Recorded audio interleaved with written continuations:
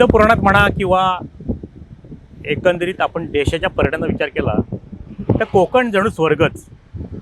त्याचं कारण असं आहे की कोकणाला जो समुद्रकिनारा लाभला आहे आणि त्याच्यामध्ये जे निसर्ग साठलं आहे, की निसर्ग संपन्न जो कोकण आहे त्याचं काही रूप वेगळंच.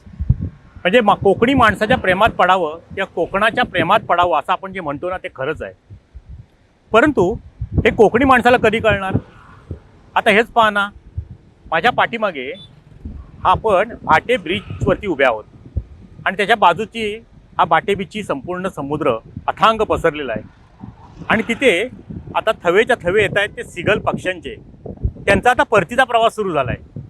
म्हणजे त्या मुख्या पक्षाला कळतंय की या निसर्गाचा आपण आनंद घ्यावा. पण सामान्य माणसाला ते कधी कळणार? आणि आता हे सिगल पक्षी म्हणजे मराठीत त्याला कुडूकसुद्धा म्हणतात, ते आता परतीच्या मार्गाला लागलेत आणि आता ती युरेशियाला जाणार आहेत. यंदा प्राणीमित्र किंवा पक्षीमित्र सिद्धू रुसवूड यांच्या मते हे प्रमाण आता थोडं कमी होत चाललं आहे. त्याचं कारण काय ते नक्की आता सांगता येणार नाही. पण निसर्गाच्या सान्निध्यात राहावं, निसर्गाच्या मध्ये रममाण व्हावं, आपण आनंदी जीवन जगावं असा संदेश हे सिगल पक्षी देत आहेत.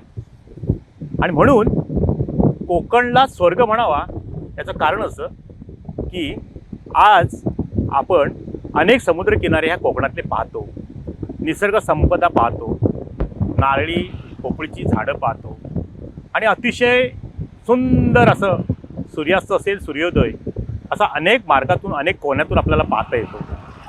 आणि म्हणून पर्यटनाला खूप वाव आहे असं प्रत्येक राजकारणी म्हणतो.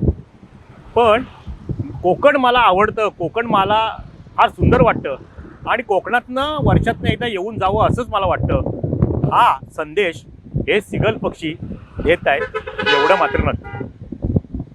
टाइम डिले करता किशोर मोरेसह शुभम पवार, रत्नागिरी. टाइम्स डिजिटलला लाईक करा, शेअर करा, सबस्क्राईब करा आणि बेल आयकॉन दाबायला विसरू नका. Times digital.